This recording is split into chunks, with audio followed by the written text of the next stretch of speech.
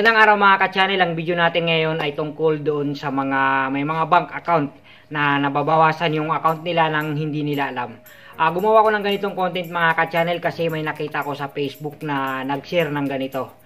3 years siyang inactive sa kanyang account, ibig sabihin hindi siya nagwi-withdraw, hindi siya nagdi-deposit, kumbaga nakatinggal lang yung pera niya sa bangko. May laman daw yung account niya na 5,600, tapos after 3 years, naubos na. So parang nag-post siya ng ganito, which is yun yung content ko kasi hindi niya alam mga ka-channel na may ruling po yung bangko na ganyan. Actually mga ka-channel, wala namang reason na bawabawasan yung pera natin maliban lang pagka ni-withdraw natin sa bangko.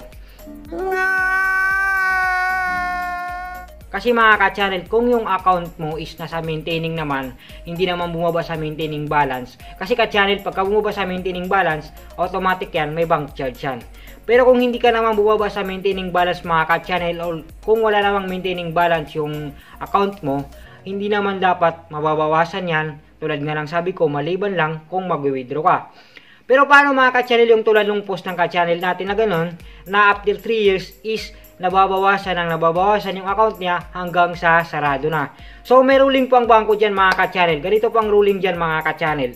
May ruling ang bangko mga ka-channel na after 6 months pag hindi ka nagde-deposit, hindi ka nagwe-withdraw sa account mo, ibig sabihin inactive siya ng 6 months. Hindi siya gumagalaw. So pag nagtuloy-tuloy pa yun mga ka-channel, another 6 months, hindi ka nagwe-withdraw, wala kang ginagawa sa account mo, magiging dormant yun. Yun yung nangyari sa account nung nakita niyo sa Facebook kanina. Na-dormant po yung account niya. May ruling po si bank. Alam ko halos lahat ng bank may ruling na ganyan. Ng dormant. Magkakaiba nga lang minsan yung period.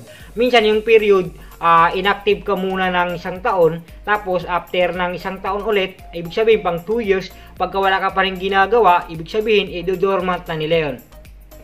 So after ma-dormant ng account mo mga ka-channel, isi-search na nila yan ng bank charge. 200, 300, hindi ako sigurado kung magkano yung charge ng mga bangko.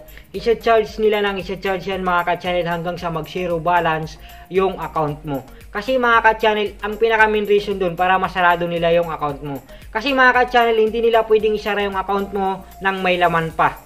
Maliban lang kung ipapaklose account mo. So, ganun po yung nangyari doon sa nakita ko sa Facebook. Hindi lang po siya aware na may ruling si bank na ganyan. Ngayon mga ka-channel, kung isa ka sa nakapanood ng video na to, may account ka sa bangko, hindi na rin movable, pagalawin mo ka-channel, kahit tulugulugan mo na lang, kahit mag-deposit ka ngayon, tapos kinabukasan, withdrawin mo, okay lang. Basta ang mahalaga, movable. Wag lang siya mapunta sa dormant.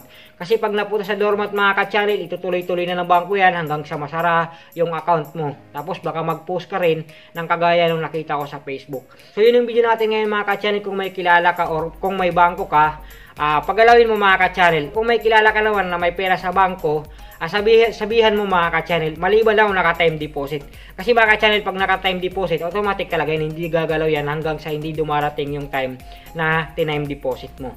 So yun yung video natin ngayon mga ka-channel. Kung mayroon pa akong hindi napaliwanag kung bakit nababawasan yung account natin sa bangko natin, pwede mo pong i-comment yan sa baba mga ka-channel at re-replyan po natin yan. So hanggang dito na lang yung video natin ngayon mga ka-channel. Sana po may natutunan ka. Kung may natutunan ka ka-channel, paklik naman ako ng like dyan sa baba. Paklik na rin ako ng subscribe and hit the notification bell para ma-update ka sa mga susunod nating video. Ang mga video ko sa YouTube channel na to mga ka-channel is yung mga bagay na pagka nanood ka ay may matututunan ka kahit konti. So hanggang dito na lang mga ka-channel. Maraming salamat po.